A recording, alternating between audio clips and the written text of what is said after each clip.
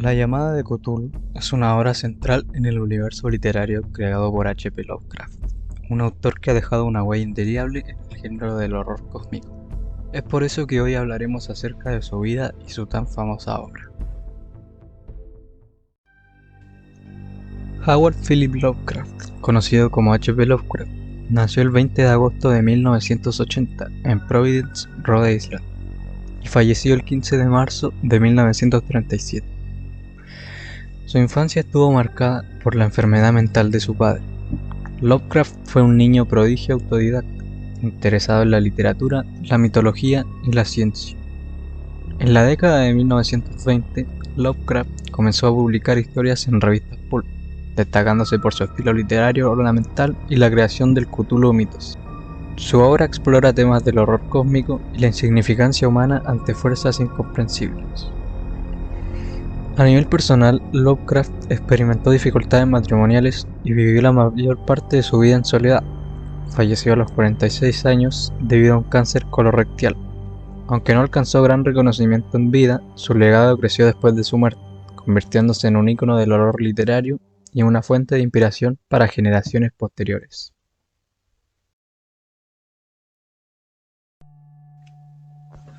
Fue en el invierno entre 1926 y 1927 que Francis Wayland Thurston se entera de la muerte de su abuelo, George Camel Angel, un profesor honorario de lenguas semáticas de la Universidad de Brown. Como único heredero de su tío, Francis lleva sus documentos para examinarlos en su casa, donde los lee y encuentra una caja extraña donde yace una figura que él describe como un símbolo de un monstruo. Las notas que acompañaban a este objeto eran recortes de periódicos y notas escritas por su tío, encabezadas por una que se titulaba El culto de Cthulhu. Los manuscritos estaban divididos en dos partes. La primera parte relata una historia muy curiosa. Un joven había visitado al profesor con el singular bajorrelieve de arcilla, todavía fresco y húmedo. En aquella visita, el joven Wilcox le explica que tuvo visiones y sueños que lo llevaron a tallar esta figura, por lo que le pide al profesor para entender los jeroglíficos que había esculpido. El profesor, desconcertado, le dice que él es arqueólogo y que esa escultura estaba recién hecha, pero Wilcox le contó los sueños y visiones que lo llevaron a tallar esa escultura. Había visto en sueños unas ciudades cíclopes, de enormes bloques de piedra, gigantescos y siniestros monolitos de un horror latente, que exudaban un limo verdoso. Muros y pilares estaban cubiertos de jeroglíficos, y a las profundidades de la tierra, de algún punto indeterminado, venía una voz que no era una voz, sino más bien una sensación confusa que solo la fantasía podía traducir en esta unión de letras casi imposibles. Cthulhu Fatal. El manuscrito menciona las visitas diarias del joven y la descripción de sorprendentes visiones nocturnas, cuyo tema principal era siempre unas construcciones cíclopes de piedra húmedas y oscuras, y una voz o inteligencia subterránea que gritaba una y otra vez, en enigmáticos y sensibles impactos, algo indescriptible. El profesor, por su parte, había organizado rápidamente una vasta encuesta entre casi todos aquellos a quienes podía interrogar, pero las respuestas más pertinentes procedían de artistas y poetas.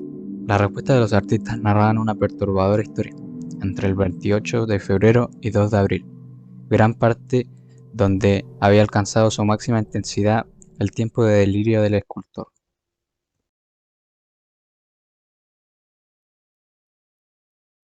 Informe del inspector John R. Legras.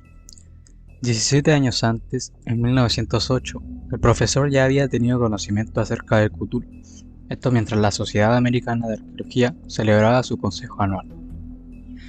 El inspector de policía Lee Grace se acercó al profesor para buscar información acerca de una estatuilla que llevaba. Esta estatua la consiguió persiguiendo un culto en el sur de Nueva Orleans. El inspector Lee Grace comienza a relatar su aventura en Nueva Orleans, donde cuenta que buscaba niños y mujeres desaparecidos. Descubrieron que sus cuerpos se usaban en un ritual centrado en la estatuilla. Al interrogar al viejo Castro, le contó que el culto adoraba a los grandes antiguos y que estaban muertos, pero que necesitaban de los cultistas para poder ser liberados una vez las estrellas estuvieran alineadas. Así termina el segundo relato. Francis visita a Wilcox y a Lee Grace, y estos dos seguían vivos, Examinó la estotilla y mientras más investigaba, se convence de que la muerte de su tío abuelo no fue un accidente, por lo que teme que le espere un fin semejante al saber demasiado. Francis descubre un recorte de periódico de una estotilla tiempo después. El contenido en la noticia era: misterioso barco a la deriva rescatado en alta mar. El Vigilant arribó remolcando un yate neozelandés armado. Un muerto y un sobreviviente a bordo. Relatan combates furiosos y muertes en alta mar.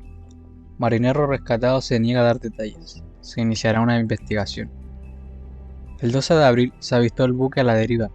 En apariencia se notaba abandonado, pero luego se descubrió que llevaba un sobreviviente en estado de delirio y un hombre. El hombre relata una historia.